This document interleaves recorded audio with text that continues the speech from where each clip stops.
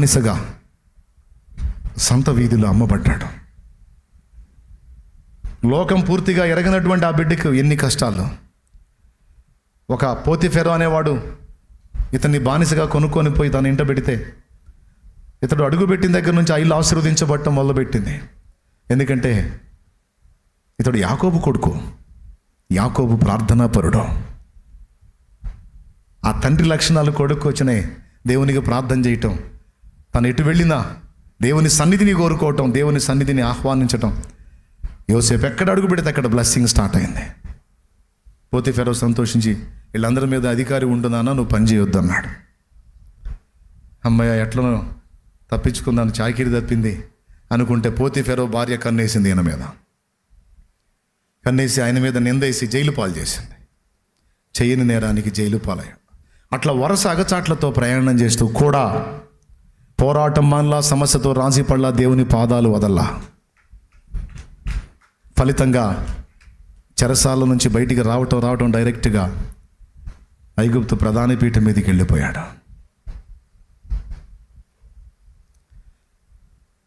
ఏముందిలే ఈ దరిద్రాలు వదిలిపెట్టేట్లా, ఒకటి పోతే ఒకటి నా జీవితం అంతా ఇంతే తెల్లారుతుంది, నీకు ఎట్లా నడిపడి పోనీలే అనుకోలా.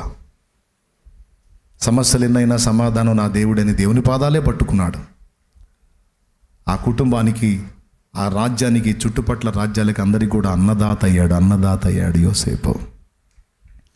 నేను అదే చెబుతున్నాను, కుటుంబంలో అందరూ సుంటాలైతే ఎట్లా, కుటుంబంలో అందరూ పనికిమాలినోళ్ళు అయితే ఎట్లా? కుటుంబానికి కనీసం ఒకళ్ళన్నా సరైన వాళ్ళు ఉండాలి కదా. ఒక ఆడపిల్ల రూపంలోనో, మగబిడ్డ రూపంలోనో, తల్లి స్థానంలోనో, తండ్రి స్థానంలోనో, కొడుకు స్థానంలోనో, కూతురు స్థానంలోనో, అన్న స్థానంలోనో, తమ్ముడు స్థానంలోనో, చెల్లి స్థానంలోనో, అమ్మమ్మ స్థానంలోనో, నాయనమ్మ స్థానంలోనో, కుటుంబంలో ఎవరో ఒకళ్ళు, కనీసం ఒక తల్లి అయినా ఒక తండ్రి అయినా సరైనటువంటి ఆత్మీయులు, భక్తిపరులు, దేవుని పాదాలు వెతికే వాళ్ళు కుటుంబానికి ఒక్కళ్ళు ఉంటే చాలా, ఇల్లు బాగుపడిద్ది, ఆ తర్వాత సమాజం కూడా బాగుపడిద్ది. ఎంతమందికి అర్థమైందమ్మా నేను చెప్పింది? నా లైఫే చెప్పాను నేను. అది నాకు ఎంత ప్లస్ అయింది తమ్ముడు. తర్వాత ఫ్యామిలీ మోకరించడం, తర్వాత దేవుని అద్భుతాలు వరుసగా జరగటం, చావాలనుకున్న పరిస్థితి అన్నింటిలోంచి విడుదల పొంది గొప్ప సమాధానం నా జీవితంలో ప్రారంభం అవటం, అన్ని నాళ్ళు పీడించబడినటువంటి ఆ సమస్యలు, అప్పులు, బాధలు, ఇబ్బందులు ఒక్క దినమందే కొట్టివేయబడ్డట్టుగా దేవుడు కార్యం చేయటం. రాజీ పడదలుచుకోవాలా, నేను పోరాడాలనుకున్నాను, దేవుని పాదాల దగ్గర నలిగాను. లోకాశలు మీకెన్ని ఉన్నాయో నాకున్నాయి, మీకున్న ఆకర్షణ నాకున్నాయి, అన్ని చంపుకొని ఆయన పాదాలు పట్టు కార్యాలు చేశాడు. ఈరోజు మీ ముందు నిలబెట్టాడు, ఆయనే నిలబెట్టాడు. మీరెవరు, నేనెవరు? కానీ మీ అందరి మనసుల్లో ఆయన స్థానం కలిగి ఉన్నాడు. ఆయన తర్వాత షాలేం రాజు అనేవాడు ఒకడు ఉన్నాడని మీ హృదయాల్లో కూడా అంత చోటు ఇచ్చాడు. ఆయన చేసిన కార్యం ఇదే. ఇదంతా మీకు ఎందుకు చెప్తున్నానంటే, ఇది సవాలుగా తీసుకొని సమస్యలతో రాజీ పట్టం కాకుండా సమస్యలను ఎదిరించి పోరాడి దేవుని పాదపీఠాన్ని ఆశ్రయించి నడుము వంగిన స్త్రీ స్వస్థత పొందినట్టుగా వంగిపోయిన నీ కుటుంబాన్ని, వంగిపోయిన నీ వ్యక్తులను బాగు చేసుకుంటావని ఒక ఛాలెంజ్, ఒక సవాల్ నీకు ఇస్తున్నా ఈరోజు. ఏదో ప్రసంగం విన్నాను, భలే చెప్పాడు అనుకుంటే వెళ్ళమని కాదు, లేకపోతే ఇంకొకటి అన్నమని కాదు. అవన్నీ తీసి పక్కన పెట్టి తీసుకొని హృదయంలోకి పరిశుద్ధాత్మ దేవుడు అందించిన ఈ వాక్కును తీసుకొని పోరాటం మొదలుపెట్టు. మళ్ళీ చెప్తున్నాను, వెనక్కి లాగే వాళ్ళే ఉంటారు, ముందుకు నెట్టే వాళ్ళు ఉంటారు. భక్తిలో వెనక్కి లాగే వాళ్ళే ఎక్కువ ఉంటారు. నిన్ను దిగజార్చేవాళ్ళు, కృంగదీసేవాళ్ళు, డిమోట్ చేసేవాళ్ళే ఉంటారు, ప్రమోట్ చేసేవాడు ఉంటాడు. అయినా సరే తెంచుకొని నువ్వే అడుగులు ముందుకేసి జయ జీవితాన్ని స్వతంత్రించుకోవాలి. రాజాయాజక పరిచర్యను చేయగ నన్ను పిలిచితివే, రాజాయాజక పరిచర్యను చేయగ నన్ను పిలిచితివే, కృంగిన వేళలో నా దరి చేరి ధైర్యమునే నింపినావా, వేళలో నాదరి చేరి ధైర్యమునే నింపినావా, కాపరివై నడిపినావా, కాపరివై నడిపినావా. అలసిపోనీకుమా, అలుపురానీకుమా. యేసయ్యా యేసయ్యా నీ దివ్య సేవలో నీ దీన పాత్రను, నీ దివ్య సేవలో నీ దీన పాత్రను. Praise the lord. రాజీ పడొద్దు అనే పాయింట్ నేను మాట్లాడుతున్నాను ఈవేళ. త్రోవ పక్కన భిక్షం అడుక్కుంటున్నాడు. బాబు గుడ్డండి బాబు, ధర్మం చేయండి బాబు, 2 కళ్ళు లేవు బాబు, ఆకలి అవుతుంది బాబు, ఇంత సాయం చేయండి బాబు, బాబు ధర్మం చేయండి బాబు బాబు అని. జాలి కలిగినోడు ఏదో ఎంతో వాడికి ఉన్న దానిలో వేసిపోతుంది. వేసాడా తడవలాడుతూ ఉంటాడు. అది జీవితం. రోడ్డు పక్కన దుమ్ము ధూళి, పశువులు, మనుషులు నడుస్తూ వెళ్తున్నప్పుడు, ఇప్పటిలాగా సిమెంట్ రోడ్లు తారు రోడ్లు లేవప్పుడు మట్టి బాటలు, దుమ్ము, ఖాళీ దుమ్ము లేచి అతని ముఖం నిండా పడతాం. ఎవరన్నా ఇంత ఆహారం ఇస్తే ఆహారం కూడా అక్కడే తింటాం. అది దుమ్ము పడిందా ఏం పడిందో కనపడదు, తినేసాం. జీవితం. ఓ రోజు పెద్ద సమూహం అతని ముందు వెళ్తున్నట్టుగా అనిపించింది. పెద్ద గుంపు, సమూహం. ఆ వెళ్తుంటే అడిగాడు, అయ్యా ఏంది పెద్ద గుంపు వెళ్ళింది నా ముందు, ఎందుకు బాబు, ఎందుకు ఇంత పెద్ద సమూహం వెళ్తుంది అంటే అతడు చెప్పాడు, నువ్వు గమనించలేదా, నజరేయుడు యేసు ఈ త్రోవను వెళ్ళాడు అన్నాడు. యేసు ప్రభు వెళ్ళాడా? నజరేతు వాడైన యేసు. అవును. దావీదు కుమారుడు, యోసేపు కుమారుడైన యేసు. అవును. నా ముందు వెళ్ళింది ఆయన. నిజమయ్యా, ఆయనే. నేనెంత దరిద్రున్నాయా, ఆయన గురించి నేను విన్నాను. ఏనాటికైనా నా దగ్గరికి రాకపోతాడా అని ఈ త్రోవ పక్కనే కూర్చొని కడుపు నింపుకోవటానికి మాత్రమే గాక ఆ కనికర సంపన్నుని రాక కోసం ఎదురు చూస్తున్నాను. నేనెంత దరిద్రుణ్ణి. ఇన్ని నాళ్ళ నా నిరీక్షణ అంతా నిష్ఫలమైపోయింది. అయ్యా నేను కేకేస్తే అందుతాడా? లేదయ్యా, నీ కేకకు అందడు, చాలా దూరం వెళ్ళిపోయాడు. అయ్యో, ఇప్పుడు నా పరిస్థితి ఏంది? నా కాళ్ళ దగ్గరికి వచ్చిన అదృష్టాన్ని గుర్తుపట్టలేని గుడ్డి బతుకు నా బతుకు అని దిగ్గున లేచి పెద్దగా కేకలేయటం మొదలుపెట్టాడు. ఆడు చెప్పాడు అందుకోవటం కష్టమని. అయినా సరే ప్రయత్నిద్దాం. నా స్వరం ఆయనకి వినబడి ఆగితే నా జీవితంలో ఒక పెనుమార్పు కలిగితే అని వేశాడు కేక. దావీదు కుమారుడా, నన్ను దాటిపోకయ్యా, నజరేతువాడా, నన్ను విడిచిపోకయ్యా. నీవు తప్ప నాకి లోకంలో ఎవరున్నారయ్యా, నీకు తప్ప నాలో ఎవరికి చోటే లేదయ్యా.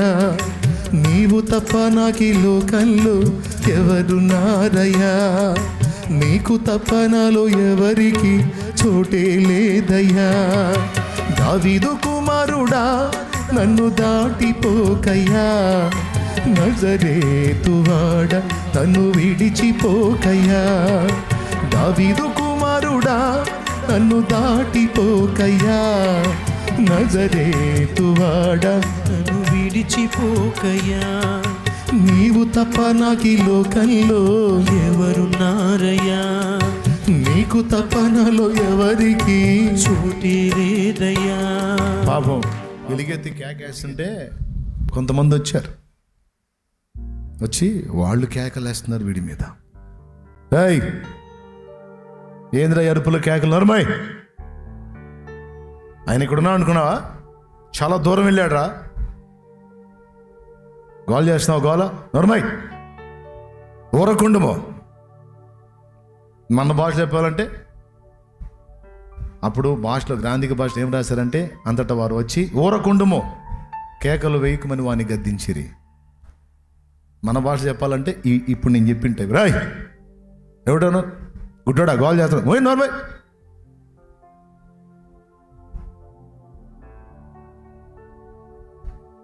వాళ్ళని ఏం చేయాలండి?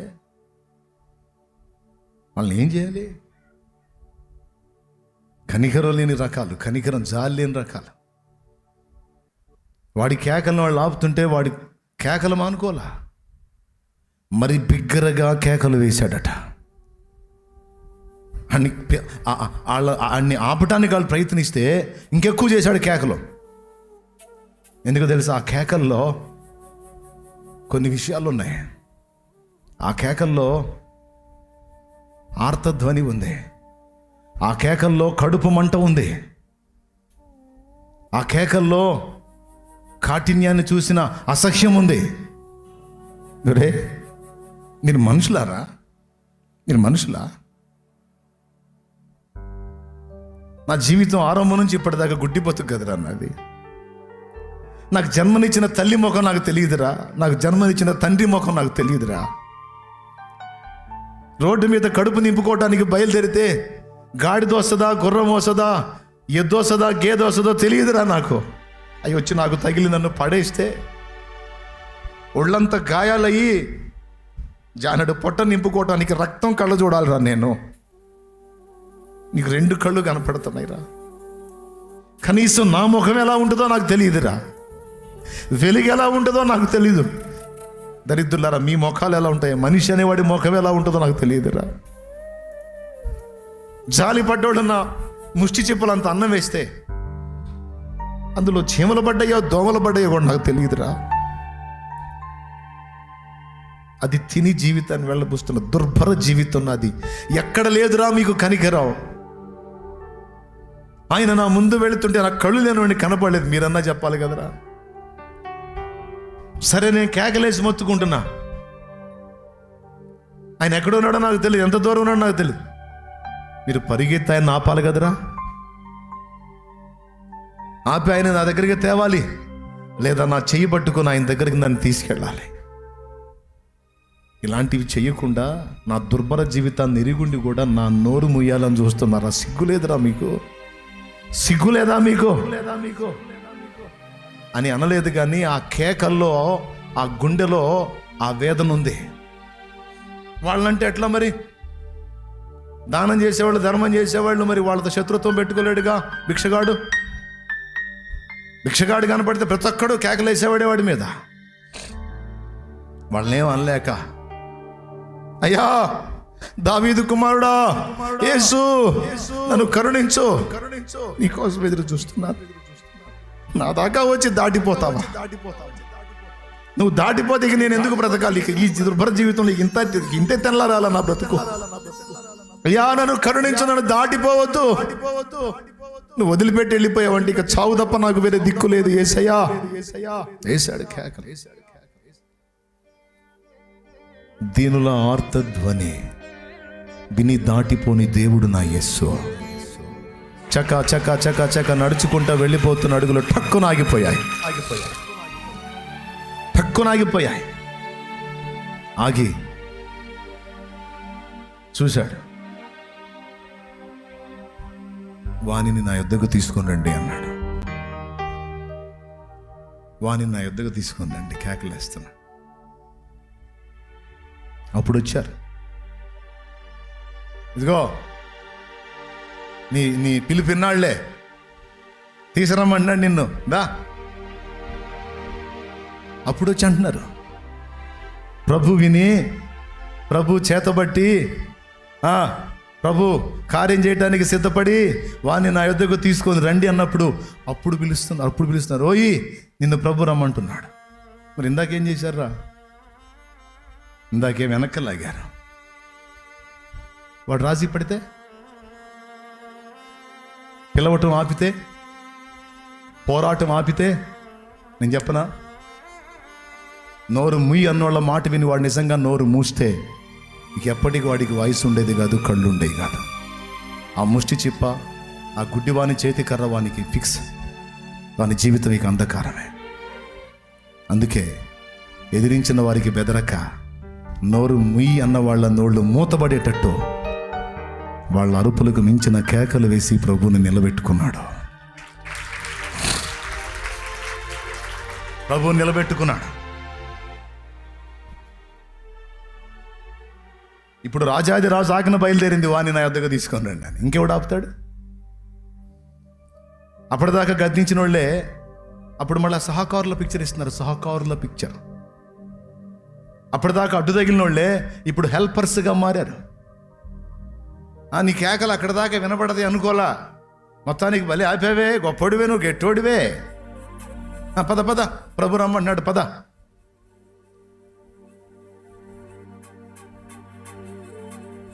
ప్రభు ఆగి, ఏయ్యా నేను నీకేం చేయగోరుచున్నావు అన్నాడు. ప్రభా, ఒక గుడ్డివాని జీవితం ఎంత దుర్భరంగా ఉంటుందో నీకు తెలియదా? నేను చూపు పొందగోరుచున్నాను. ఈ అంధకారంతో నిండిన జీవితం నాకొద్దు. నాకు వెలుగు కావాలి. నా నేత్రాలు వెలిగించబడాలి. నేను అన్ని తేటగా చూడగలగాలి. నా నేత్రాలను ముట్టు. నా ఈ బలహీనతను తొలగించు. నీవు కోరినట్టే నీ కగునుగాక అన్నాడు. నీ నమ్మిక చొప్పున నీ కలుగునుగాక అన్నాడు. అంతే. అన్ని నాళ్ళ అంధత్వానికి ముగింపు ఆశ్చర్యకరుని వెలుగు. 2 కళ్ళు చుట్ట మొదలుపెట్టినాయి. దృష్టి వచ్చేసింది.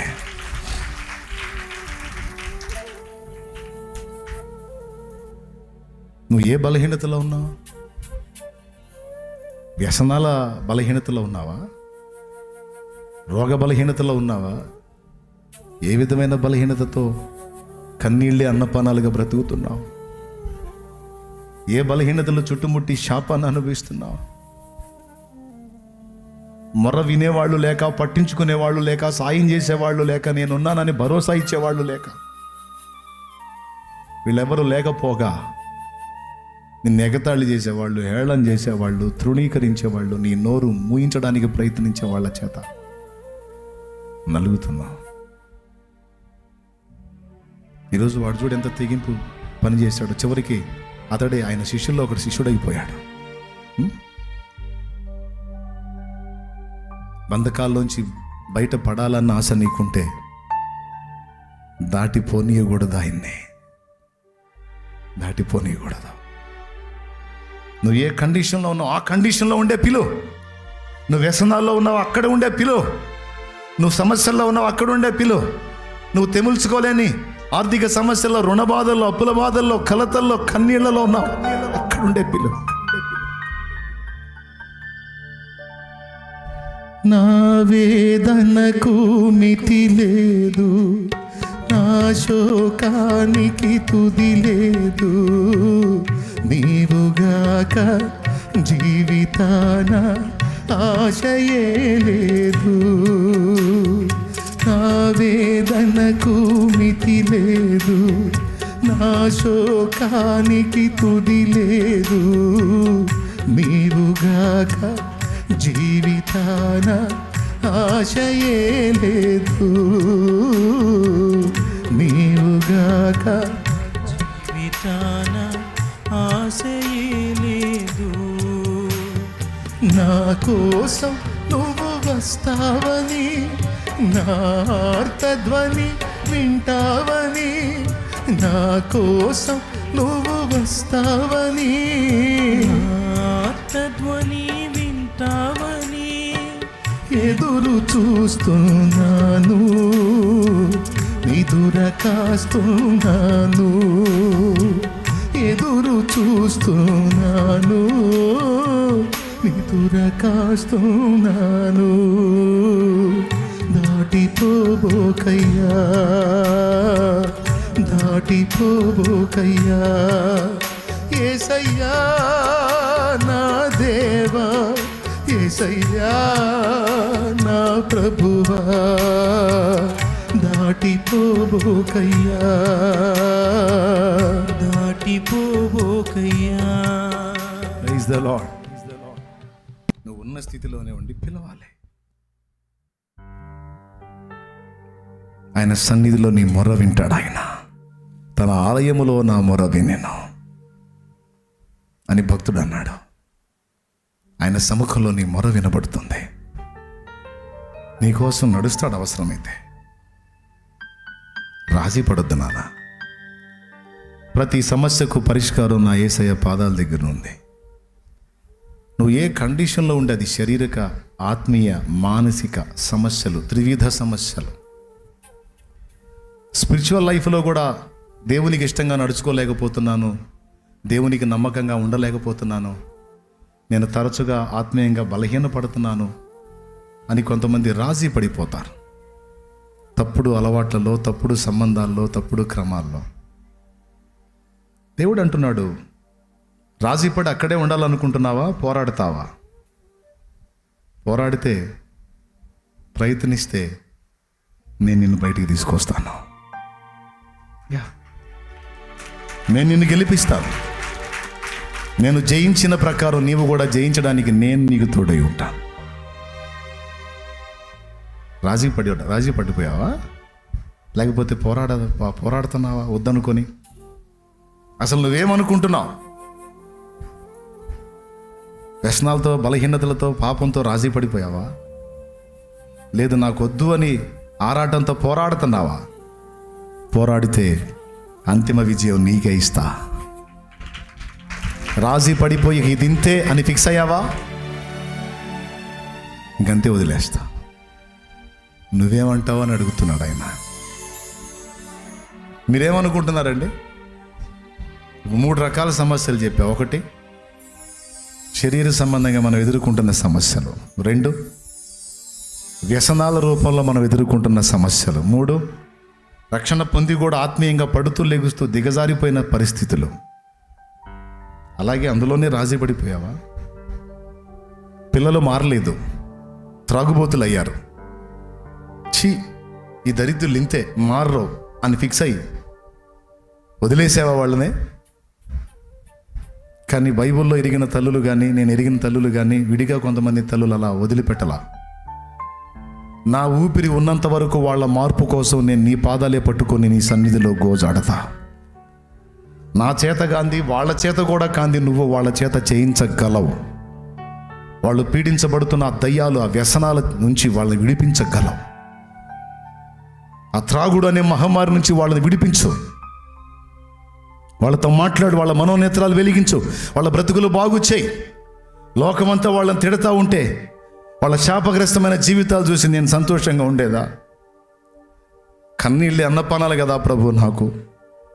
దయచేసి నా బిడ్డల్ని దర్శించు అని ఒక తల్లిగా నువ్వు నీ పిల్లల కొరకు మొర్ర పెట్టినప్పుడు, 1 రోజు కాకపోతే 2 రోజులు, 2 కాకపోతే వారం, వారం కాకపోతే 10, 10 కాకపోతే నెల, నెల కాకపోతే సంవత్సరానికైనా నీవు చేసిన ప్రార్థనలన్నిటి ఫలం ఖచ్చితంగా నువ్వు చూస్తావు. కొంతమంది మొండోళ్ళు ఉంటారు, రాజీ పడరట్లా. నా కుటుంబం అప్పుల పాలైపోయింది, అందులోనే ఉండాలా? ప్రభువా, నువ్వు విడిపించడానికి శక్తి గలవాడివి కదా.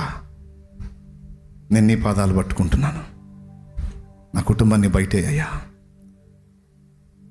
ఇదిగో నా కుటుంబ సభ్యుడు రోగిష్ఠయ్య ఉన్నాడు, నా కుటుంబ సభ్యురాలు రోగిష్ఠయ్య ఉంది, మంచాన పడున్నారు, డబ్బులన్నీ డాక్టర్ల పాలైపోతున్నాయి, నా కష్టార్జితం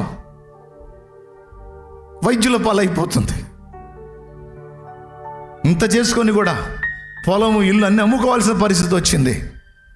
నేనుండే నివాసం అమ్ముకోవాల్సి వచ్చింది. నా సొమ్ము పరుల పాలైపోతుంది, నా కష్టం రోడ్డు పాలైపోతుంది. ప్రభువా, ఏమిటి శాపం?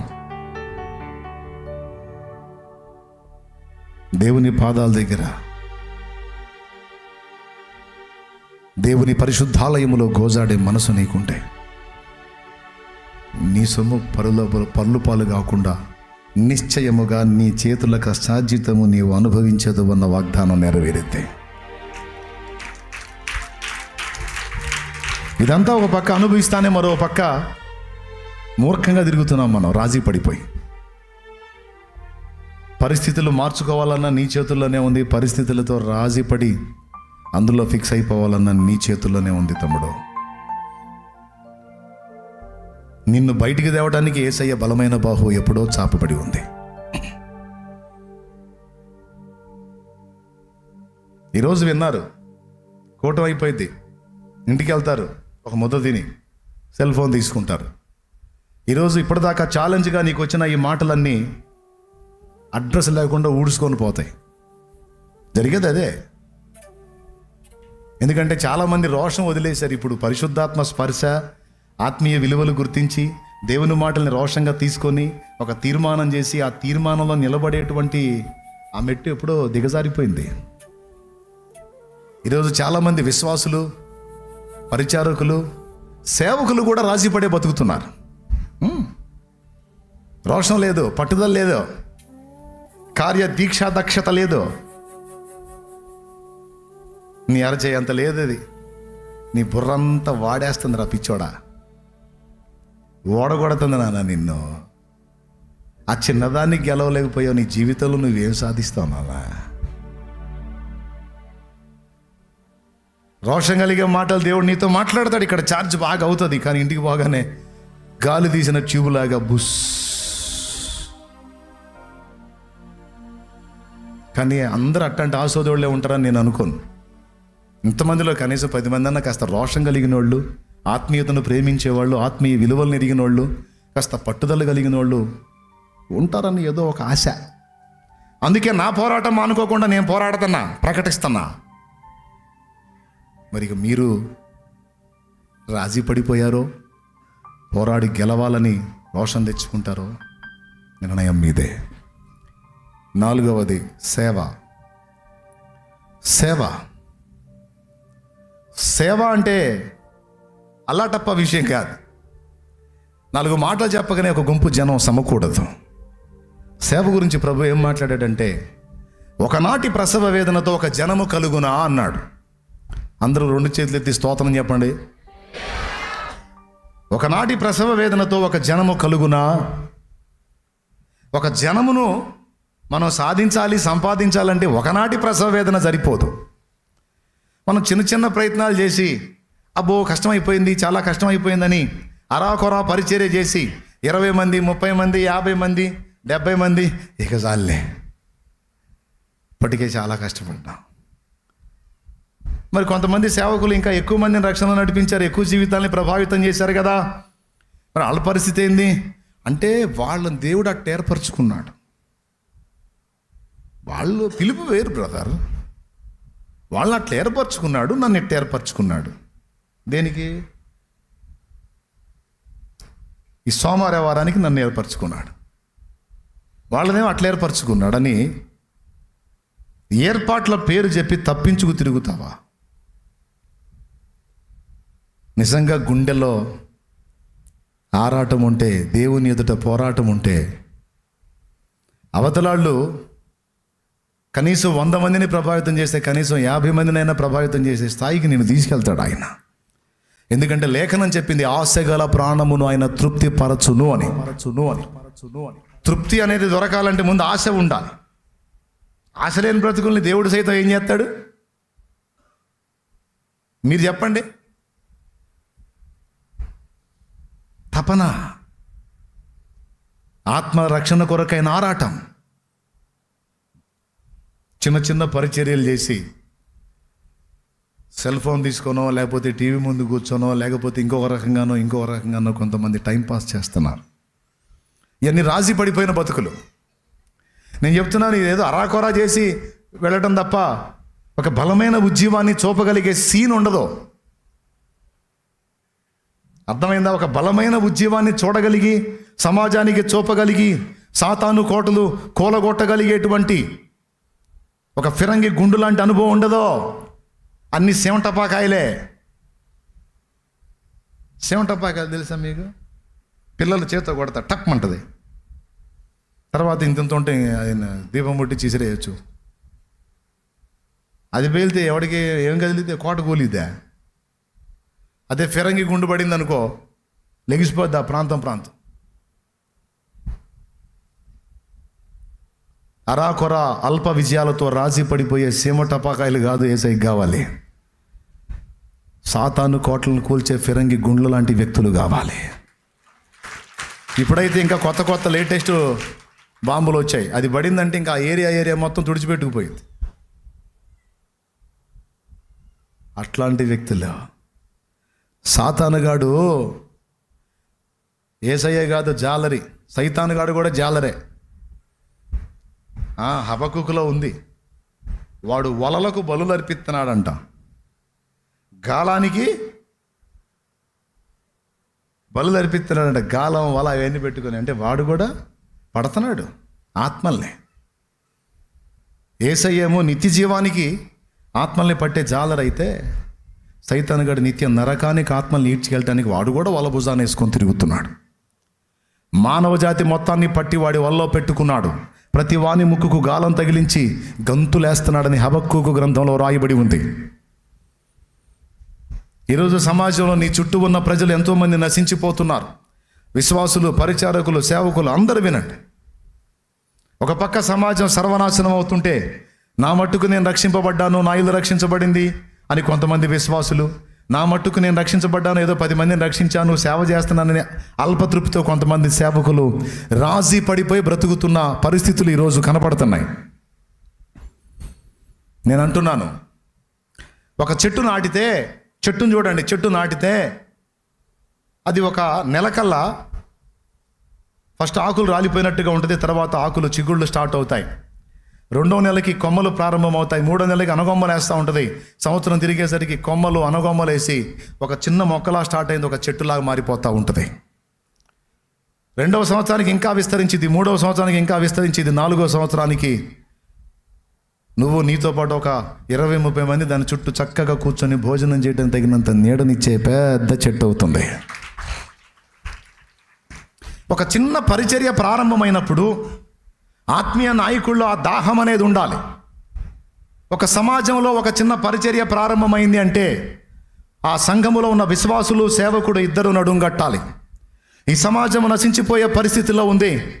మా యాత్ర ముగించేలోపు ఈ సమాజంలో కొన్ని జీవితాలైనా క్రీస్తు కొరకు సంపాదించాలి, నరకము నుండి కాపాడాలి, నశించిపోతున్న బ్రతుకుల్ని బాగు చేయాలి, వ్యసనాల్లో బందీలైన వారిని విడిపించాలి, కూలిపోతున్న కుటుంబాలని కట్టాలి. వీళ్ళందరినీ యేసు రక్షకుడని తెలియజేసి ఈ ఆత్మలన్నీ కూడా క్రీస్తు వైపుకు వచ్చేటట్లుగా నేను పోరాడాలి. నా తుది శ్వాస విడిచేంత వరకు నా పోరాటం ఆగదు అని రాజీ లేని పోరాటం కలిగిన వ్యక్తులుగా నాయకులు, సంఘము, విశ్వాసులు ఉండాలి. ఒక చిన్న పరిచర్య ఇక్కడ స్టార్ట్ అయింది. ఇప్పటివరకు ఎన్ని సంఘాలు అయితే స్టార్ట్ అయినాయి, ఆ సంఘాలన్నిటా కూడా ప్రతిదినం ప్రార్థనా ధూపం అనేది ఉండాలి. నువ్వు ఆఖరికి 30 మంది సంఘాన్ని కట్టిన ఆ 30 మందిలో కనీసం రోజుకి 2 వచ్చి మందిరములో బలిపీఠం దగ్గర ఆ ప్రాంత ప్రజల రక్షణ కోసం, ఉజ్జీవం కోసం ప్రతిరోజు ఒక 2 ఉపవాసం ఉండి ప్రార్థన చేసే పరిస్థితి ఉండాలి. బిడ్డలను ఆ విధంగా సిద్ధపరచుకున్నట్లో నాయకుడు సఫలీకృతుడు కావాలి. కనీసం 2 ఉపవాసం ఉండకపోయినా తినైనా సరే ప్రార్థన. సంఘం 30 మంది అనుకోండి, రోజుకి 2, 6 రోజులకి 12 మంది, మళ్ళీ 6 రోజులకి 12 మంది, 24 మంది. ఓకేనా? రోజుకి 2 కాడికి 12 రోజులకి 24 మంది అండి. మళ్ళీ మొదటి 2 వచ్చేటప్పటికి ఎన్ని రోజులు పట్టింది? 12 రోజులు, 2 వారాలు. 2 వారాలకు ఒక్క రోజు ఫాస్టింగ్ ఉండి 2 కనీసం దేవుని సన్నిధిలో గోజాడలేరా? 2 వారాలకు ఒకసారి. మొదటి జత వచ్చేటప్పటికి మళ్ళీ 2 వారాలు పట్టింది. అంటే విశ్వాసుల్లో ఆ చైతన్యం లేదు. వచ్చామా, విన్నామా, వెళ్ళామా అనే కానీ అయ్యో సమాజం నశించిపోతుంది, చాలామంది నిజదేవుడిని తెలుసుకోకుండా పాడైపోతున్నారు, రాకడ సమీపం అవుతుంది, వీళ్ళ బ్రతుకులు ఎట్లా అని బాధపడి వాళ్ళ కోసం గోజాడేటువంటి వ్యక్తులు సంఘంలో లేరు. కానీ అలాంటి వ్యక్తులు ఉన్న సంఘం ఏదైతే ఉందో దాని ఉద్యమాన్ని ఎవడో ఆపలేడు. అలాంటి సంఘం ఉన్న దగ్గర, అలాంటి నాయకుడు ఉన్న దగ్గర, అలాంటి గుంపు ఉన్న దగ్గర సమాజాలు ప్రభావితమవుతాయి. కానీ ఈరోజు చాలా చోట్ల చర్చిలకు ఆదివారం కూటం అయిపోగానే వేస్తే తాళం, మళ్ళీ ఆదివారానికే తీసేది తాళం. తీసి అన్నీ ఊదుకుంటా అనుకుంటా లోపల అంతా క్లీన్ చేసుకుంటా ఆదివారం ముందు వచ్చి దులిపి అంటే ఇక 6 రోజులు ప్రార్థన ఉండదు, పిండా కూడా ఉండదు. ఎక్కడ ఉద్యమం, ఎలా ఆత్మల రక్షణ కార్యం? ప్రతి దినం దేవుని సన్నిధి నుంచి ధూపం వెళ్ళాలి కదా. బిడ్డలు ఆ విధంగా ప్రార్థించినట్లు దైవజనుడు బిడ్డల్ని చైతన్యం చేయాలి కదా. బిడ్డలో చైతన్యం పొందాలంటే ముందు దైవజనుడు ప్రార్థన దేవుని సన్నిధిలో సముఖంలో గడపాలి కదా. లేదా ప్రతినిధిగా మరొకరైనా ఎప్పుడు సన్నిధిని కాల్చుకొని ఉండాలి కదా.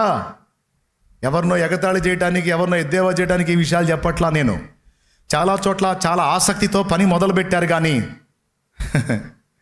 అది ఆసక్తిగా కొనసాగించలేకపోయారు. మొదలుపెట్టేటప్పుడు చాలా హడావిడి, కానీ అది కంటిన్యూగా నడవలేదు. తర్వాత లాక్ పడిపోయింది. ఆ మందిరాల పరిస్థితి ఎలా అయిందంటే అప్పటి నుంచి ఇప్పటిదాకా విస్తరణ లేదు, పాడు లేదు. అప్పుడు ఎలా స్టార్ట్ అయిందో ఇప్పుడు అంతే ఉంటుంది. పాడిందే పాటరా. ఎందుకు ఈ విషయాలు మాట్లాడుతున్నానో దయచేసి కొంచెం అర్థం చేసుకోవడానికి ట్రై చేయండి. అంటే సేవకులు రాజీ పడ్డారు, విశ్వాసులు రాజీ పడ్డారు. కానీ నేను చెప్పినట్టుగా రాజీ లేకుండా దైవజనుడు సంఘము ఏకమై ప్రార్థన చేస్తే అప్పుడు జరుగుతుంది అద్భుతమైన స్వస్థతలు, సూచక్రియలు, మాతకార్యాలు, ఆశ్చర్యకార్యాలు, దేవుని శక్తి. ఆ సంఘంలో ఆ సన్నిధిలో రిలీజ్ అయింది. అప్పుడు సమాజమే దేవుని వైపు చూసిద్ది. ఈరోజు అలాంటి రాజీ లేని యోధులు కావాలి. కానీ ఏం చేద్దాం? దయ్యాలు వీళ్ళనే ఆడుకుంటున్న పరిస్థితుల్లో ఉంటే వీళ్ళు రాజీ లేని పోరాటం ఏం చేస్తారు? దయ్యాలు తమను ఆడుకుంటున్నాయి అన్న సంగతి కూడా గుర్తించలేని స్థితిలో ఈనాడు దైవజనంగా విశ్వాసగణం ఉన్నారు. తేరుకోవాలి, బయటపడాలి, పోరాటం ప్రారంభించాలి. తాళం వేసిన సంఘాలకు తాళాలు ఓపెన్ అవ్వాలి. ప్రతి సంఘములో దుమ్ము దులపాలి. ప్రతిరోజు పడిపోయిన, పడగొట్టబడిన ప్రార్థనా బలిపీఠం సరిచేయబడాలి. ఈరోజు మతోన్మాదం విస్తరిస్తుంది. యేసు ప్రభుని ఎగతాళి చేసేవాళ్ళు ఎక్కువయ్యారు, దూషించే వాళ్ళు ఎక్కువయ్యారు. కానీ అపోస్తల కార్యంలో మనం చూసినా, పాత నిబంధనలో చూసినా, యెహోవా అన్న పేరు విన్నా, యేసుక్రీస్తు అన్న పేరు విన్నా ఆనాడు కలవరం పుట్టింది. ఈనాడు కలత కలుగుతుంది. కారణం, ప్రభు మారలా. ఆ రోషం కలిగిన భక్తులు లేరు. భక్తి మారింది, భక్తులు మారారు. ఇప్పుడంతా రాజీ పడే క్రైస్తవ్యం బయలుదేరింది. ఏమమ్మా, ఎంతమంది సీరియస్గా తీసుకుంటున్నారు ఈ విషయాలు? ఇంక అయిపోయింది, ముగిస్తున్నా. 4 సంగతులు చెప్పా. రాజీ పడని క్రైస్తవ్యం మనం కలిగి ఉండటానికి సాధన చేద్దాం. ఈరోజు మందిర ప్రతిష్టని మనం చాలా మంది గ్యాదర్ అయ్యాం. హ్యాపీ, చాలా సంతోషం. ఇది ఆరంభం. ఇది శాఖోపశాఖలై విస్తరించి అనేక ఆత్మల రక్షణకు నిలయంగా మారాలి అంటే ఈరోజు హడావుడే కాదు, సంఘమంతా కూడా పట్టుదలగా దీక్ష భూని నాయకుడు, సంఘం అందరూ కలిసి పోరాటం మొదలు పెట్టాలి. ఆ విధంగా దేవుని కృపను బట్టి చిలకలూరుపేటలో ప్రారంభమైంది. నాతో పాటు నా ఆత్మీయ బిడ్డలు చేతులు కలిపారు. ఈరోజు ఆ బలమైన ఉద్యమం అక్కడ ప్రారంభమైంది. ఊరూరా ఆయన వ్యాపింపజేస్తా ఉన్నాడు.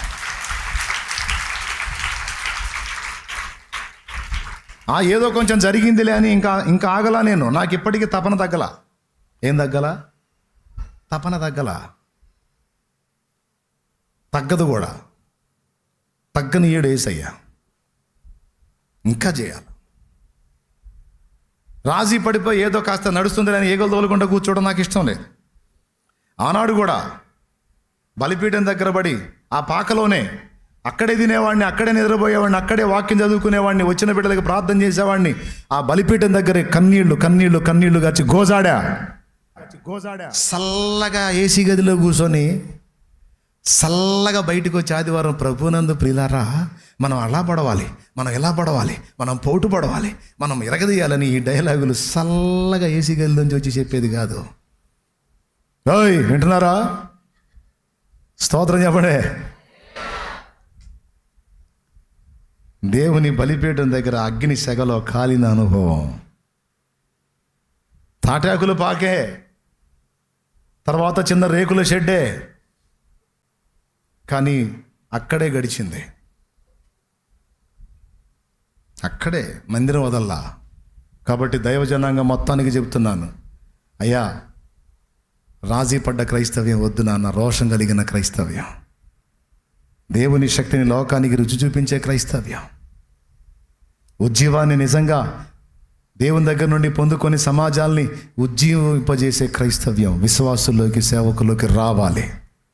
యథారాజా తథా ప్రజ అనే నాయకుని బట్టే సంఘం ఉంటుంది. కాబట్టి ముందు నాయకులు చైతన్యం పొందాలి. ఆలోచించండి. ఆ విధంగా దేవుని కృపను బట్టి ప్రారంభమైన పరిచర్య. ఈరోజు కూడా మందిరం కంటే నాకు ఇష్టమైన చోటు లేదు, కానీ ఇప్పుడు మందిరంలో పోతే బతకనీయట్లేదు. అందుకని ఎటో కట్టు ఇక తిరుగుతా ఏకాంత ప్రార్థనకి ఆ తోటకో మళ్ళీ అట్లా ఎటో కట్టు పక్కకి వెళ్ళి అట్లా దేవుడితో గడుపుతున్నా. కానీ ప్రారంభ స్థితిలో మందిరంలోనే తిండి, మందిరంలోనే నిద్ర, మందిరంలోనే పడక, అంతా అక్కడే. ఒక చాపేసుకునేవాడిని, మోకాళ్ళుని చేయగలిగినంతసేపు ప్రార్థన చేసేవాడిని. ఏసీ గదులు లేవు, విలాసాలు లేవు, కమ్మని ఫుడ్డు లేదు. కడుపు నిండా తిండి లేదు, డైలీ చికెన్ మటన్ లేదు. అది వారానికి ఒకసారి దొరికేదే కష్టం. అది లేకపోయినా పర్వాలా, యేసయ్య పాదాలు ఉన్నాయి చాలు. అక్కడే అక్కడే అక్కడే పాటలు రాసుకోవడం, అక్కడే స్తుతి, అక్కడే ప్రార్థన, అక్కడే ధ్యానం, అక్కడే తిండి, అక్కడే విశ్రాంతి. తలంపులెల్ల నా తపన ఎంత నీ చిత్తం చేయుటయే, తలంపులెల్ల నా తపన ఎంత నీ చిత్తం చేయుటయే. యజమానుడా యజమానుడా నా యేసు రాజుడా. Praise the Lord. ఒక పనికి ఇక ముగిసిన ఫైనల్. ఒక పనికి మనం పూనుకున్నప్పుడు గుర్తుపెట్టుకో, తొందరపడి ఒక పనికి దిగకూడదు, దిగితే ఎదవతనంగా చేయకూడదు. భక్తి చేసినా, సేవ చేసినా, కుటుంబానికి సమాజానికి దీవెనకరంగా ఉండాలనుకున్నా అడుగు పెట్టకముందే ఆలోచించాలి. అడుగు పెట్టిన తర్వాత ఎదవతనంగా ఉండకూడదు. Finishing touch. ఎట్ట ఉండకూడదు? ఎదవతనంగా ఉండకూడదు. పట్టు పట్టారాదు, పట్టి విడవరాదు, పట్టనేని బిగియ పట్టవలెను, పట్టి విడుచుట కంటే పడి చచ్చుటే మేలు. విశ్వదాభిరామ వినర వేమ అన్నాడు. వేమన ఏమన్నాడు? తొందరపడి పట్టొద్దు, పడితే విడవద్దు. పట్టుబడితే గట్టి పట్టు, చచ్చు పట్టు పట్టొద్దు. పట్టి విడిచావంటే దానికంటే ఎదవతనం లేదు. పట్టి విడిచే కంటే పడి సచ్చిందే మేలరా దరిద్రుడు అని చెబుతున్నాడు అనమాట.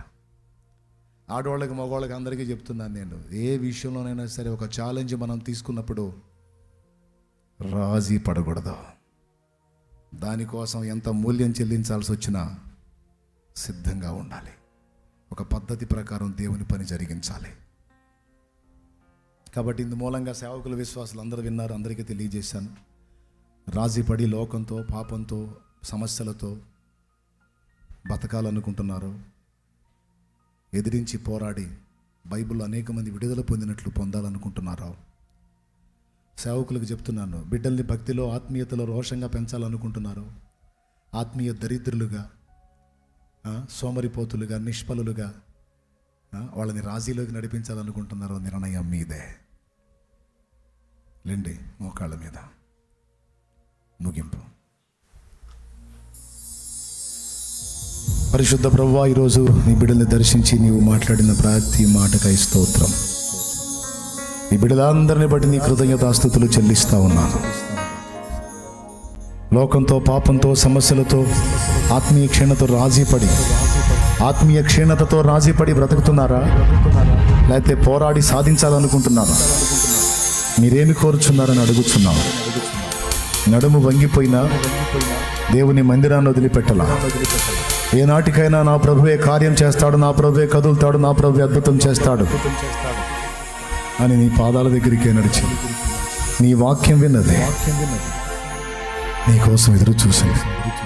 ఆ రోజు రానే వచ్చింది. 18 సంవత్సరాల సుదీర్ఘ నిరీక్షణ ఒక అద్భుతానికి దారి తీసింది. అన్ని నాళ్ళు లేని విడుదల ఆనాడు వచ్చింది. యేసయ్య స్పర్శ తగిలింది, దయ్యం వదిలిపోయింది, వంగిన నడుము చక్క చేయబడింది. ఇక తల ఎత్తుకొని నడిచే అనుభవంలోనికి వచ్చింది. నా ప్రభువా, నా బిడ్డలందరూ ఇక్కడ చాలా మంది ఉన్నారు. వారందరికీ కూడా అలాంటి రోషం, చైతన్యం కలిగించమని ప్రార్థన చేస్తున్నాను. ఆ పరాక్రమాన్ని వారికి దయచేయమని ప్రార్థన చేస్తున్నాను. వారిలో ఉన్న బలహీనత, రాజీపడే ఆ తత్వం, ఆ చేతగాని తత్వం తీసివేయి. వారు ఏ సమాజంలో అడుగు పెడుతున్నారో ఆ సమాజాలు ఉజ్జీవంతో నింపబడినట్లుగా ఒక రోషము కలిగినటువంటి భక్తి సాధన చేసి చైతన్యం తీసుకొచ్చి అనేక జీవితాలను వెలిగించే యోధులుగా, నిజమైన నక్షత్రాలుగా, మార్గదర్శకులుగా తీర్చిదిద్దామని చిన్నలు, పెద్దలు, వృద్ధులు, స్త్రీలు, పురుషులు, యవనులు, బిడ్డలందరినీ మీ దయగల చేతులకు అప్పగిస్తూ, పేరు పేరున నీ కాపుదలకు అప్పగిస్తూ, బిడ్డలందరినీ, ఇంకా రక్షణ పొందని వాళ్ళు ఇక్కడ ఎవరైనా ఉంటే వాళ్ళని కూడా నశించిపోకుండా నిత్య జీవం చేరునట్లు, జీవ గ్రంథంలో పేరు రాయబడినట్లు వాళ్ళని కూడా రక్షణలోనికి నడిపించమని ఈ రోజే, ఈ క్షణమే వారితో మాట్లాడి వారు రక్షణ పొందడానికి కృపనిమ్మని యేసు నామములో ప్రార్థించి పొంది ఉన్నాం తండ్రి. ఆమేన్. మీరు ఎదుర్కొంటున్న పరిస్థితులకు సమాధానం ఎక్కడుంది? ఎక్కడ వెతికిందా? ఆమె ఇంటికాడ ఉందా? మందిరానికి వచ్చిందా? ఎవరామె? నడుము బాగున్నా, వంగిపోయినావా? తల దించుకుందా? తల ఎత్తుకొని నడిచేది. అప్పుడు వచ్చినప్పుడు తల దించుకొని వచ్చింది. యేసయ్య స్పర్శించిన తర్వాత అట్లా ఈరోజు సిగ్గుపడే స్థితిలో నువ్వు బ్రతుకుతున్నావేమో. తల ఎత్తుకొని నువ్వు బ్రతికేటట్టు నా యేసయ్య చెయ్యగలడు. కాబట్టి రాజీ పడదలుచుకున్నావా సమస్యలతో, పరిస్థితులతో? లేదా పోరాడదలుచుకున్నావా? ఏం ఫిక్స్ అయ్యారు చెప్పండి? పోరాటమేనా? ఇంకా ఇక్కడ ఉన్న వాళ్ళలో మారు మనసు పొందిన వాళ్ళు ఎవరైనా ఉన్నారా? బాప్తీసం పొందిన వాళ్ళు పొందలేదా? మరి ఇంకా పాపంతో రాజీపడి బ్రతకాలనుకున్నావా? ఈరోజు కడిగేసుకోవాలనుకుంటున్నారా? ఎవరైనా మీలో ఈరోజు నా పాపాలన్నీ కడుక్కొని రక్షణ పొందుకొని దేవుని రాజ్య వారసుడు కావాలి అని ఆశ ఉంటే ఇప్పుడే లేచి నీళ్ళ దగ్గరికి వెళ్ళిపో. నేను ప్రార్థన ముగిస్తాను. అలా సిద్ధపడిన వాళ్ళు ఇప్పుడే లేచి నీళ్ళ దగ్గరికి వెళ్ళొచ్చు. బాప్తీసం లేదు, నీ బొంద లేదంటే కూర్చోవచ్చు. నాకేం అభ్యంతరం లేదు. పరలోకం కావాలి, నిత్య జీవం చేరాలంటే సిద్ధపడి నీళ్ళ దగ్గరికి వెళ్ళిపోండి. ఒక పాట పాడుచుండగా పరిచర్యకు తోడ్పాటుగా హృదయపూర్వక అర్పణ సమర్పిద్దాం, ముగించుకుందాం. రైట్.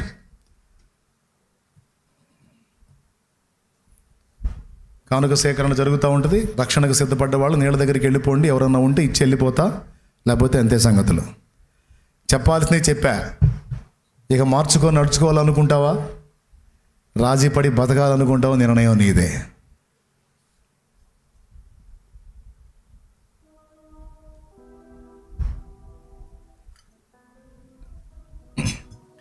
నమ్మి బాప్తిస్మం పొందువాడు రక్షింపబడును, నమ్మని వానికి కాస్త ఎండ సెగ తగిలితేనే నోరు తెరుస్తున్నారు. రేపు అగ్ని ఆరదు, పురుగు చావదు. ఓ అని కొట్టుకున్న విడుదల రాదు. కాబట్టి ఈరోజు ఇంకా ఇక్కడ సంఘంలో ఉన్నవాళ్ళు నాకు తెలిసి దాదాపు రక్షణ పొందిన వాళ్ళే ఉంటారు. ఇంకా ఎవరైనా మిస్ అయితే రక్షణ పొందిన వాళ్ళు చేతులు ఎత్తండి. రైట్, దించండి. అన్న నేను ఇంకా పొందలేదన్న వాళ్ళు చేతులు ఎత్తండి. నేను ఇంకా పొందలేదన్న వాళ్ళు చేతులు ఎత్తండి ఎవరన్నా ఉంటే. ముందు చేతులు ఎత్తారు చూడు. ఒకవేళ ఈ క్షణాన యేసయ్య రాకడ జరిగితే వాళ్ళంతా అలాగే పరలోకానికి ఎత్తబడతారు. కానీ చెయ్యి ఎత్తలేకపోయావు చూడు. దేన్ని బట్టో తెలుసా? పాపాన్ని బట్టి. ఇప్పుడు చెయ్యి ఎత్తలేకపోయావు, అట్లాగే ఆయన రాకడ ఈ క్షణాన్ని జరిగితే అలాగే విడవబడతావు. పొందిన వాళ్ళు చేతులు ఎత్తండి. పరిశుద్ధులారా, నా రక్తంలో పాపాలు కడుక్కున్న వారలారా రండని పిలిస్తే ప్రభు ఇలాగే ఎత్తబడతారు. వీళ్ళు మీ బోటి వారే, కానీ దీపం ఉండగానే ఇల్లు చక్కబెట్టుకున్నారు, పాపాలు కడిగేసుకొని పరిశుద్ధులయ్యారు. ఈరోజు ఈ కోట నీ కోసమే దేవుడు ఏర్పాటు చేశాడేమో. సిద్ధపడు. మిస్ అయిందంటే రేపు నీదో కాదో తెలియదు. నా ధర్మం నేను చెప్పా, నిర్ణయం నీదే. సిద్ధపడితే చక్కగా లేచి నీళ్ళ దగ్గరికి వెళ్ళిపోండి. ఓకే, రైట్, ఇంతే. ఇదే పిలుపు. ఒక పాట పాడుచుండగా పరిచర్యకు తోడ్పాటు అందిద్దాం. బయట ఎండ భయంకరంగా కొడుతుంది, వాళ్ళు సరదాగా తిరుగుతున్నారు. కోడి పిల్ల పడ్డాడు, పడతారు. మర్యాదగా నీడకొచ్చి కూర్చోండి. అది వడదెబ్బ తగిలిందంటే ఇంకంతే, పెట్టి పెట్టడమే. పరదేశంలో అనుకుంటా. కాస్త మర్యాదగా చెబుతున్నా, నీడకు రండి. వడదెబ్బ తగిలే ఛాన్స్ ఉంది.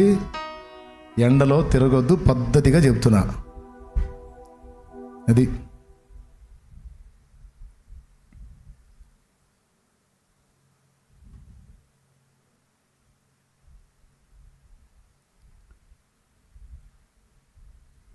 ఒక మంచి పాట చెప్పండి, నేను పాడతాను. లేదా దైవజనులు పాడతారా?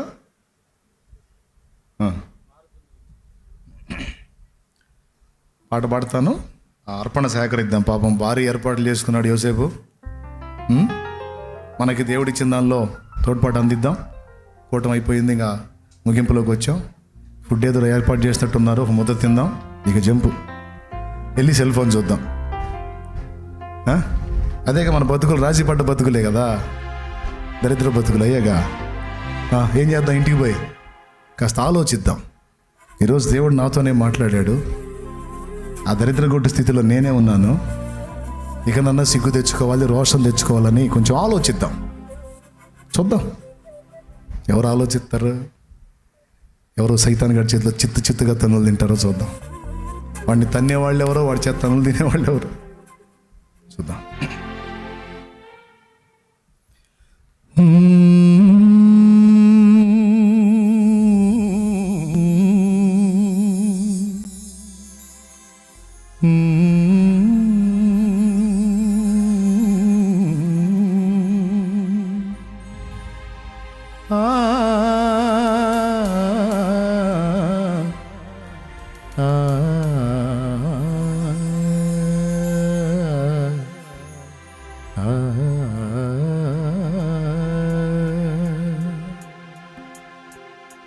మారుతుంది నీ జీవితము, వేదన చెందకుమా.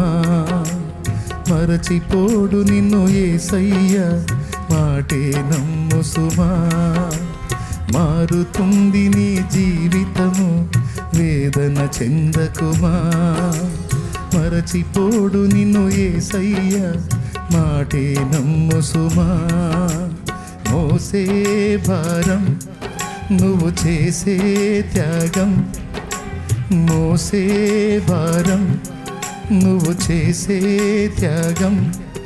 ఎదురీతలన్నీ ఎదకోతలన్నీ చూసెను నా దైవం, చెయ్యునులే సాయం. చూసెను నా దైవం, చెయ్యునులే న్యాయం. మారుతుంది నీ జీవితము, వేదన చెందకుమా. మరచిపోడు నిన్ను యేసయ్య, మాటే నమ్ము సుమా.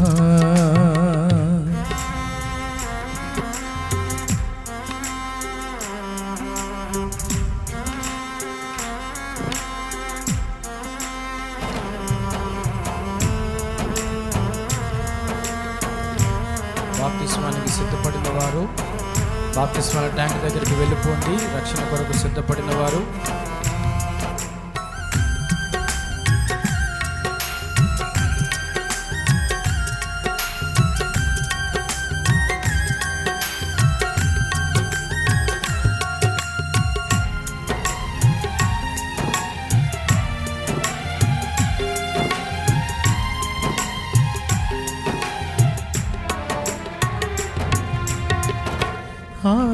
ఆలస్యమైందని ఆక్రందన చెందకు, రోజులు మారవని రోధించకు.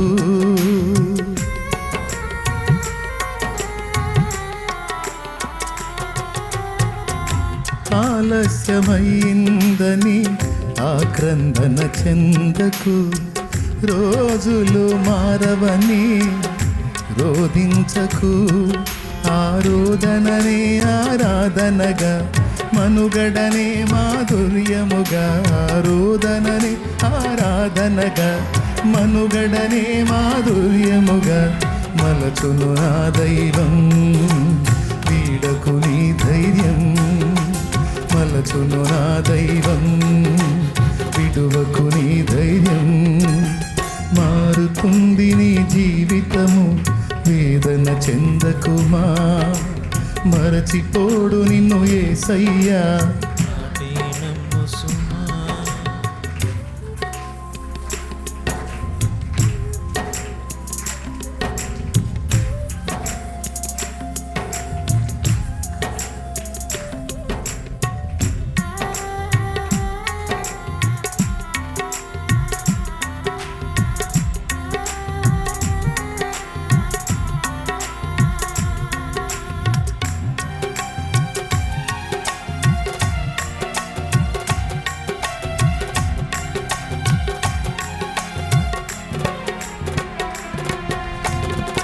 నీ కథ మారిందని నిరాశలో ఉండకు, నీ వ్యధ తీరదని చింతించకు.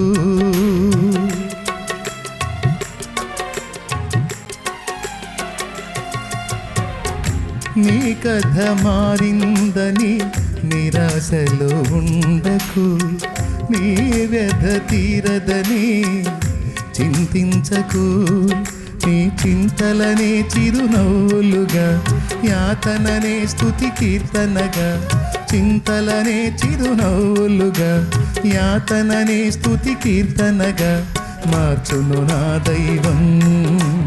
వీడకు విశ్వాసం, మార్చును నా దైవం. వీడకు విశ్వాసం. మారుతుంది నీ జీవితము, వేదన చెందకుమా. మరచిపోడు నిన్ను యేసయ్యా. మోసే భారం నువ్వు చేసే త్యాగం, మోసే భారం నువ్వు చేసే త్యాగం. ఎదురీతలన్నీ ఎదకోతలన్నీ చూసెను నా దైవం.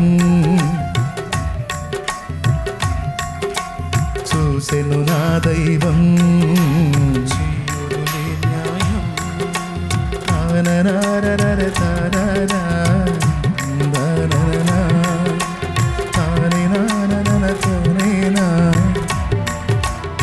హల్లెలూయా.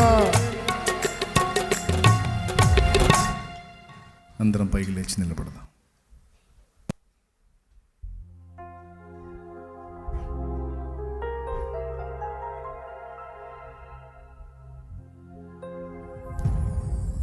పెందలాడు వస్తే ఇలా పెందలాడవచ్చు అనమాట. 12:20 అయింది ఇప్పుడు, అంతే.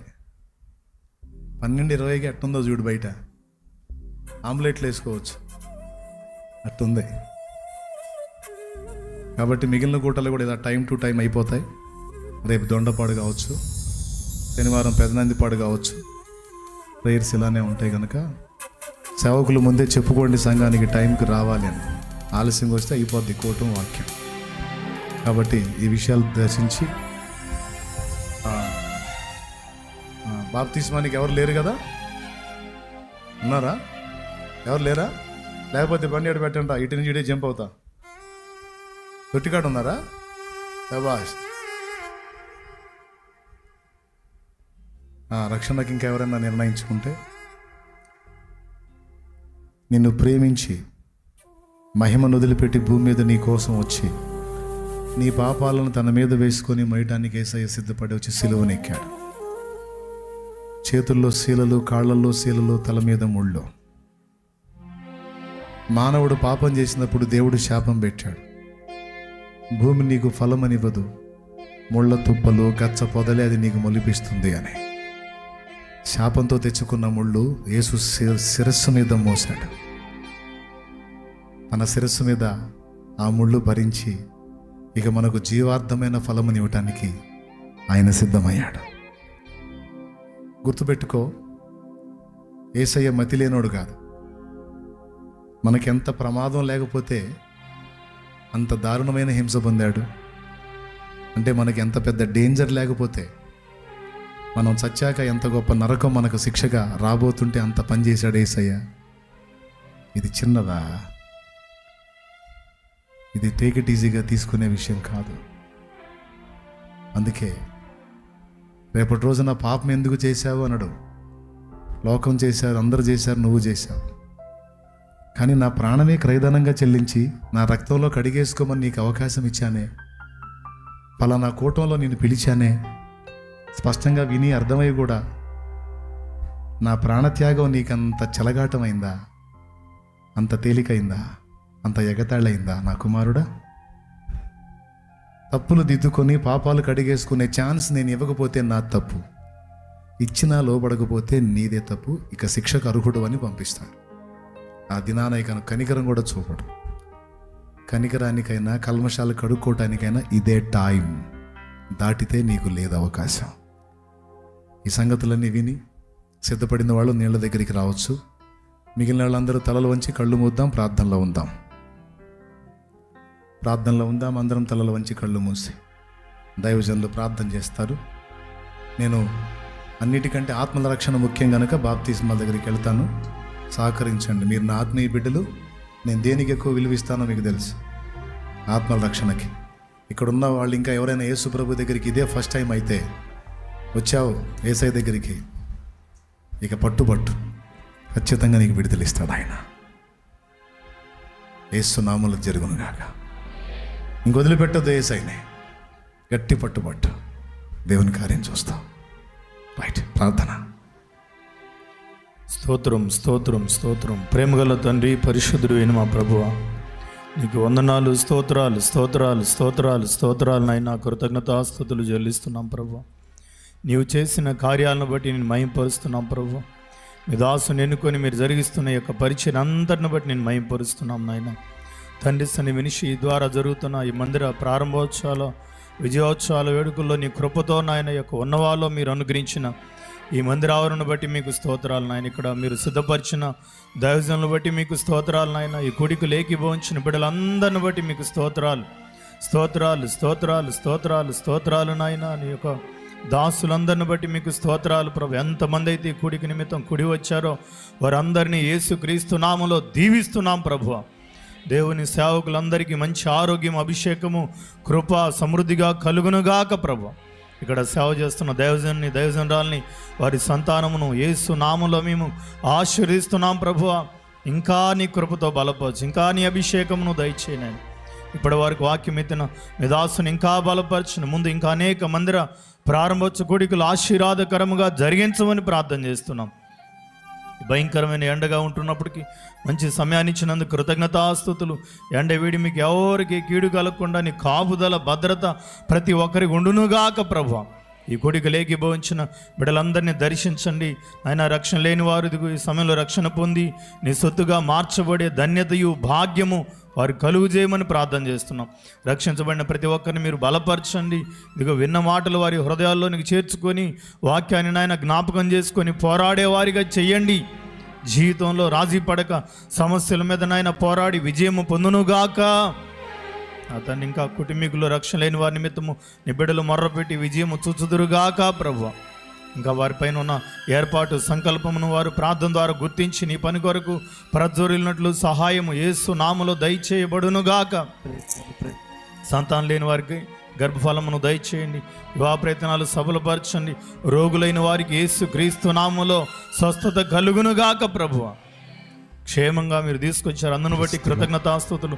తిరిగి వెళ్ళినప్పుడు కూడా భద్రంగాను క్షేమంగాను గృహాలకు చేర్చండి ఆయన.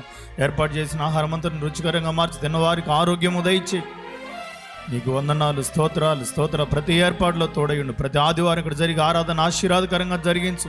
ఈ గ్రామం అంతా యేసు నామములో పట్టబడును గాక. ఎవరెవరు ఏక అవసరతలో, ఇబ్బందుల్లో, సమస్యల్లో ఉన్నారో యేసు క్రీస్తు నామములో వారికి సమాధానం కలుగునుగాక. కలవరాలు కొట్టివేయబడి వారి మనసులో నెమ్మది, శాంతి కలుగునుగాక. ప్రతి ఒక్క కార్యమును మీ యొక్క నామానికి మహిమార్థంగా జరిగించినందుకు స్తుతి, ఘనత, మహిమ, ప్రభావం మీకే చెల్లిస్తూ కృతజ్ఞతాస్తుతులు, స్తోత్రములు చెల్లిస్తూ యేసు క్రీస్తు నామంలో ప్రార్థిస్తున్నాము తండ్రి, ఆమేన్. మన తండ్రి అయిన దేవుని ప్రేమ, కుమారుడైన యేసు క్రీస్తు వారి కృప, పరిశుద్ధాత్మ దేవుని సహాయము సమాధానం ఇప్పుడు ఎల్లప్పుడూ సదాకాలం సకల పరిశుద్ధులకు సరత్ర సంఘం అంతటికి ఇక్కడ జరుగుతున్న యొక్క పరిచర్యకు దైవజనుడు కుటుంబానికి తోడై ఉండి ఆశీర్వదించును గాక. ఆమేన్. యేసు రక్తమే యేసు నామమున సంపూర్ణ విజయం కలుగును గాక. ఆమేన్. హల్లెలూయా, హల్లెలూయా, హల్లెలూయా.